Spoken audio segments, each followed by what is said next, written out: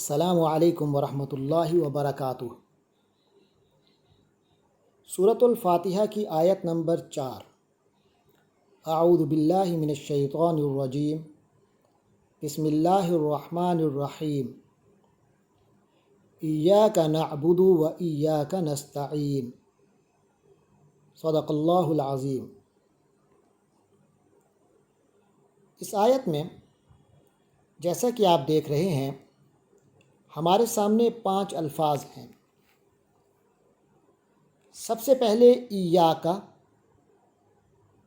دوسرا نعبد،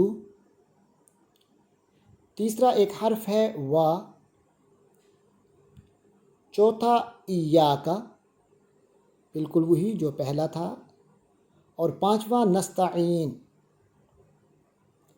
پہلا اور چوتھا لفظ تو ایک ہی ہیں، تو لہٰذا ہم نے 4 الفاظ کے معنی معلوم کرنے ہیں۔ سب سے پہلے ایاک، یہ اصل میں تو کا ہی ہے، جو عربی میں کسی لفظ کے آخر میں لاحقے کے طور پر یعنی کہ سفکس کے طور پر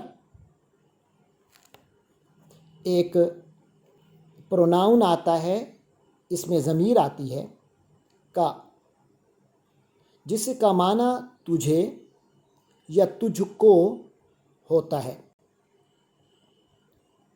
تو ایا کا جو حرف ہے وہ اس کے ساتھ اٹیچ ہوا ہے، تو اس کے اٹیچ ہونے سے اس میں زور آ جاتا ہے، تو فرمایا ایاک، تو اس کے معنی اگرچہ کا ہوتا تو تیرا تھا، لیکن ایاک ہے تو یہاں اس کا ترجمہ ہے صرف تیری، صرف تجھے ہی، تیرا ہی، یہ ترجمہ کریں گے ایاک۔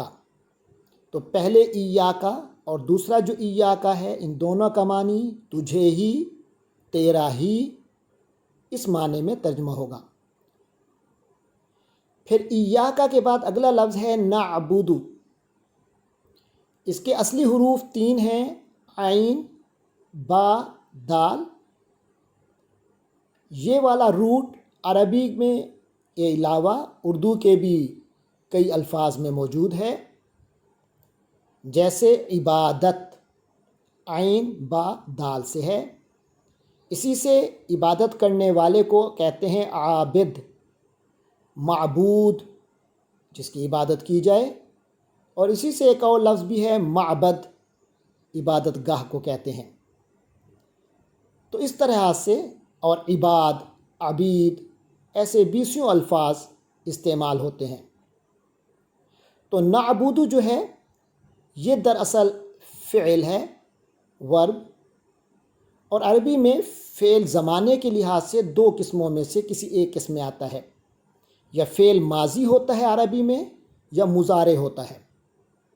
اور یہ جو مضارع ہوتا ہے اس میں 2 زمانے پائے جاتے ہیں، حال پریزنٹ بھی، اور مستقبل یعنی فیوچر بھی۔ تو نعبد میں کیونکہ یہ فعل مضارع ہے تو اس کے معنی ہے عبادت کرتا ہے، اور نون شروع میں لگا ہے، جیسے میں نے اعوذ کے درس میں عرض کیا تھا کہ جب فعل مضارع کے شروع میں آئے تو وہ ہوتا ہے میں، اگر نون نہ آئے تو اس کے معنی ہم۔ اعوذ تھا تو اس کے معنی تھا میں پناہ میں آتا ہوں، اور اگر نون کے ساتھ نعوذ کہیں تو پھر اس کے معنی ہے ہم پناہ مانگتے ہیں۔ اسی طرح یہاں نعبد ہے تو نون سے شروع ہو رہا ہے تو اس کے معنی ہے ہم عبادت کرتے ہیں، اور پھر کیونکہ یہ مضارع ہے، مضارع میں 2 زمانے پائے جاتے ہیں، حال اور مستقبل دونوں، تو ہم اس کا ترجمہ کر سکتے ہیں ہم عبادت کرتے ہیں حال میں، اور فیوچر میں ہم عبادت کریں گے۔ اور اگر اعبد ہوتا تو پھر کہتے ہیں میں عبادت کرتا ہوں، میں عبادت کروں گا۔ تو نعبد ہم عبادت کرتے ہیں، اور ساتھ ہی ہم عبادت کریں گے۔ تو پہلا جملہ مکمل ہوا، ایاک نعبد، تیری ہی ہم عبادت کرتے ہیں، ہم عبادت کریں گے۔ تو اسی آیت کا دوسرا جملہ وا کے معنی اور کے ہیں، یہ حرف عطف ہے، یہ ایک جملے کو دوسرے جملے سے ملانے کے لیے آتا ہے، یا ایک لفظ کو دوسرے لفظ کے ساتھ ملانے کے لیے۔ تو وا ملا رہا ہے پہلے جملے ایاک نعبد اور دوسرا جملہ ایاک نستعین کو۔ ایاک ابھی بتایا، تجھے ہی، تیرا ہی، تو جملے کی ساخت میں محاورے میں جو بھی درست ٹھہرے گا وہ ہم لفظ لکھ دیں گے، تیرا ہی ہوگا تو تیرا ہی، تجھے ہی ہوگا تو تجھے ہی۔ اگلا لفظ ہے نستعین، وہ بھی فعل مضارع ہے، اور فعل مضارع کے بارے میں عرض کر چکا، اس میں حال مستقبل دونوں زمانے، اور نون سے شروع ہو رہا ہے تو پھر ہم۔ جہاں تک اس کے اصلی حرف کا تعلق ہے تو وہ عین، واو، نون۔ واو یہ میں بدل گئی، یہ واو الف اور یہ میں بدل جاتے ہیں، یہ بھی ایسے واو اور الف میں ان کا ایک دوسرے سے بدلنا، واو یا الف ایک دوسرے میں بدلتے رہتے ہیں۔ تو واو اس میں عون ہے، عون کا لفظ آپ نے سنا ہوگا، عون کے معنی مدد کے، اسی سے اردو میں تعاون کا لفظ ہے، معاونت کا لفظ ہے، اعانت کا لفظ ہے، استعانت کا لفظ ہے۔ اسی استعانت سے یہ فعل مضارع نستعین آیا ہے۔ استعانت کے معنی ہوتے ہیں مدد طلب کرنا، مدد مانگنا، مدد حاصل کرنا، عون یعنی مدد مانگنا۔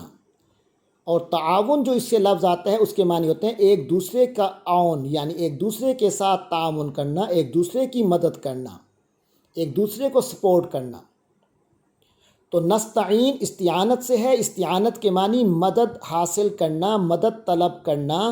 تو نستعین فعل مضارع اور نون سے شروع ہو رہا ہے تو ہم مدد طلب کرتے ہیں، ہم مدد طلب کریں گے، ہم مدد مانگتے ہیں، ہم مدد مانگیں گے۔ ایاک نستعین، تجھ سے ہی ہم مدد مانگتے ہیں، تجھی سے ہم مدد مانگیں گے۔ تو اس طرح یہ آیت مکمل ہوئی، ایاک نعبد و ایاک نستعین، تیری ہی ہم عبادت کرتے ہیں اور تجھی سے ہم مدد مانگتے ہیں، تیری ہی ہم عبادت کریں گے اور تجھی سے ہی مدد مانگیں گے۔ اللہ تبارک و تعالی ہمیں ان آیات کو پڑھنے، سمجھنے، عمل کرنے والا بنائے۔ ان کی بقیہ تفسیر انشاءاللہ بعد میں۔